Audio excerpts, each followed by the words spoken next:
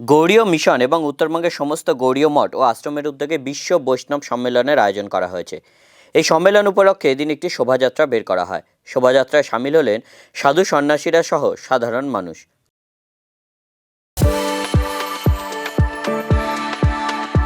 We are the dreamers, the achievers, and the leaders. Come, join us today. গৌড়ীয় মঠের প্রতিষ্ঠাতা শ্রী ভক্তি সিদ্ধান্ত সরস্বতী গোস্বামী ঠাকুর প্রভুপাদের 150তম জন্ম জয়ন্তী উপলক্ষে বিষ্ণু বৈষ্ণব সম্মেলনের আয়োজন করা হয়। শনিবার ও রবিবার চলবে এই সম্মেলন। এদিন কাঞ্চনজঙ্ঘা স্টেডিয়াম থেকে শোভাযাত্রা বের হয়ে শহরের বিভিন্ন পথ পরিক্রমা করে শিলিগুড়ির তরাই তারাপদ আদর্শ বিদ্যালয়ে এসে শেষ হয়। এদিন শিলিগুড়ির কেশব গোস্বামী গৌড়ীয় মঠের ভক্তি বেদান্ত সজ্জন মহারাজ বলেন, গৌড়ীয় মঠের প্রতিষ্ঠাতা শ্রী ভক্তি সিদ্ধান্ত সরস্বতী গোস্বামী ঠাকুর প্রভুপাদের 150তম জন্মজয়ন্তী উপলক্ষে বিশ্ব বৈষ্ণব সম্মেলনের আয়োজন করা হয়েছে। গোটা ভারতবর্ষে সম্মেলনের মধ্যে দিয়ে দিনটি পালন করা হচ্ছে। পাশাপাশি বাংলাদেশে হিন্দুদের ওপর অত্যাচার ও হিন্দু মন্দির ভাঙচুরের ঘটনায় তীব্র নিন্দা প্রকাশ করেন তিনি। আজকের আমাদের বিশ্ব বৈষ্ণব সম্মেলন, বৈষ্ণব বলতে গেলে শুধু আমরা নয়, আপনারাও বৈষ্ণব। বিষ্ণু থেকে যারা এসেছি আমরা সকলে বৈষ্ণব। এই বৈষ্ণব ধর্মের হচ্ছে আমাদের সহিষ্ণুতা, আমাদের সকলকে নিয়ে চলা। ভগবান চৈতন্য মহাপ্রভু তিনি নবদ্বীপে অবতীর্ণ হয়ে এই হরে কৃষ্ণ মহামন্ত্র হরিনাম সারা জগৎজীবকে প্রচার করার মূল যিনি উপদেষ্টা তিনি হচ্ছে সরস্বতী ঠাকুর প্রভুপাদ।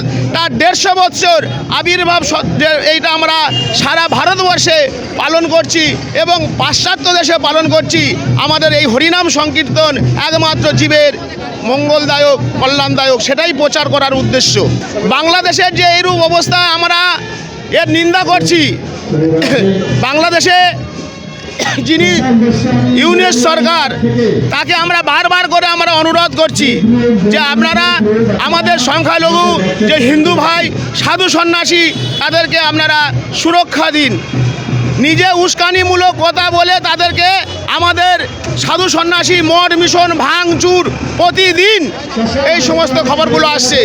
আমরা ভারত সরকার এবং পশ্চিমবঙ্গ সরকার তাদের কাছেও প্রার্থনা করছি আপনারা এটাকে স্বাভাবিকভাবে যেটা বন্ধ হয় সেটার প্রয়াস করুন। বাংলাদেশের যে পরিস্থিতি আজকের আমরা এর পুরো ধিক্কার জানাচ্ছি। বাংলাদেশে সমস্ত মহাপুরুষদের আবির্ভাব, চৈতন্য মহাপ্রভুর যে পিতামহ লীলাম্বর চক্রবর্তী মহাশয় এবং চৈতন্য মহাপ্রভুকে যিনি এনেছিলেন অদ্বৈতাচার্য প্রভু, আমাদের স্বর গোস্বামী, রূপ গোস্বামী, সনাতন গোস্বামীর আবির্ভাব স্থান। এই পূর্ববঙ্গ এক সময় ধর্মনগরী ছিল, হিন্দুদের আধিপত্য ছিল। সেটা আস্তে আস্তে মুসলমানেরা তারা আমাদের হিন্দুদের যে সমস্ত মন্দির, যে সমস্ত সাধুদের উপর আক্রমণ একেবারে ঘৃণিত, নিন্দনীয়। বর্তমান বাংলাদেশের সরকার যে ইউনিট সরকার তার কোনো রকমভাবে কোনো ব্যবস্থা নিচ্ছে না। সুতরাং আমরা সেই সরকারকেও ধিক্কার জানাচ্ছি।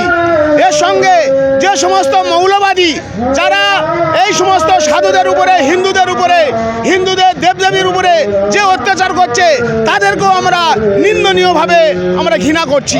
আমরা সমস্ত সাধু, সমস্ত ভক্তবৃন্দ এর প্রতিবাদ জানাচ্ছি এবং আমরা ভারত সরকার এবং পশ্চিমবঙ্গ সরকার তাদের কাছে আবেদন করছি আমাদের সেই সাধুদের উপরে, হিন্দুদের উপরে যাতে অত্যাচার বন্ধ হয় সেটাই তাদের কাছে আমরা প্রার্থনা জানাবো।